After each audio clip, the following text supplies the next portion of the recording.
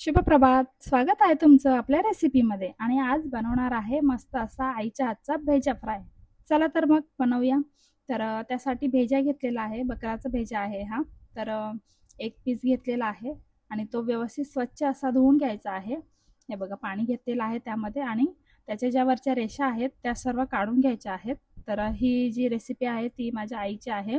तर ती खूप छान असा भेजा फ्राय बनवते. तर तुम्ही पण नक्की ट्राय करून बघा आणि सांगा कसा झाला आहे तो. तर आता भेजा धुवून घेतलेला आहे आणि कढईमध्ये तेल टाकलेलं आहे. साधारण 2 चम्मच तेल घेतलेलं आहे आणि ते व्यवस्थित असं गरम झाल्यानंतरच आपल्याला त्यामध्ये कांदा टाकायचा आहे. कांदे साधारण 2 घेतलेला आहे मी आणि तो ब्राऊन होईपर्यंत आपल्याला व्यवस्थित असा परतून घ्यायचा आहे. हे बघा, कांदा परतवायचा आहे मस्त सोनेरी होईपर्यंत एकदम व्यवस्थित, म्हणजे तो कच्चा लागला नाही पाहिजे खाताना. अशा प्रकारे आपल्याला तो व्यवस्थित असा तळून घ्यायचा आहे ब्राऊन कलरमध्ये. त्यानंतर त्यामध्ये टोमॅटो ॲड करायचा आहे. चिरलेला एक टोमॅटो आहे हा आणि तो पण बारीक करून घेतलेला आहे एकदम, आणि नंतर त्यामध्ये टाकलेला आहे धुवून घेऊन, आणि तो पण परतवून घ्यायचा आहे. त्यानंतर फ्रेश एकदम कढीपत्ता घेतलेला आहे, धुवून घेतलेला आहे, बघू शकता फ्रेश कढीपत्ता आहे, आणि तो पण त्यामध्ये फ्राय करून घ्यायचा व्यवस्थित. कांदा, टोमॅटो आणि कढीपत्ता हे जे आहे तिन्ही पण एकदम व्यवस्थित ब्राऊन होईपर्यंत त्याला आपल्याला फ्राय करायचं आहे. आणि कढीपत्ता टाकल्यामुळे कढीपत्त्याचा फ्रेग्रन्स जो आहे तो खूप छान लागतो त्यामध्ये.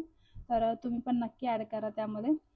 हे बघा, अशा प्रकारे जो आपली कांदा टोमॅटोची जी क्वांटिटी आहे ती कमी होईपर्यंत आपल्याला व्यवस्थित, आपल्याला हे बघा कमी झालेली आहे तोपर्यंत तळून घ्यायचा आहे. तर अशा प्रकारे हे बघा ब्राऊन कलर झालेला आहे त्यामध्ये त्याचा. आता त्यामध्ये आपल्याला मीठ ॲड करायचं आहे. तर 1 चम्मच मीठ घेतलेला आहे त्यामध्ये, आणि त्यानंतर आपल्याला त्यामध्ये हळद टाकायची आहे. तर हळदही 1 चम्मच घेतलेली आहे आणि हे व्यवस्थित असं परतून घ्यायचं आहे थोडंसं. त्यानंतर घरचा जो मसाला असेल, तर हा घरचा बनवलेला मसाला आहे तो त्यामध्ये 1 चम्मच घेतलेला आहे.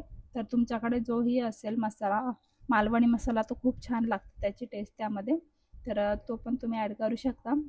अशा प्रकारे जो मसाला आहे तो तळून घेतलेला आहे व्यवस्थित त्यामध्ये, आणि त्यात आता भेजा टाकायचा आहे आपल्याला. आणि हा भेजा आपल्याला तोपर्यंत फ्राय करायचा आहे जोपर्यंत त्याचा जे आपण अंडा भुर्जी करतो त्या प्रकारे आपण त्याला बारीक करत नाही, तोपर्यंत असा फ्राय करून घ्यायचा आहे आणि बारीक करायचा आहे तो देखील.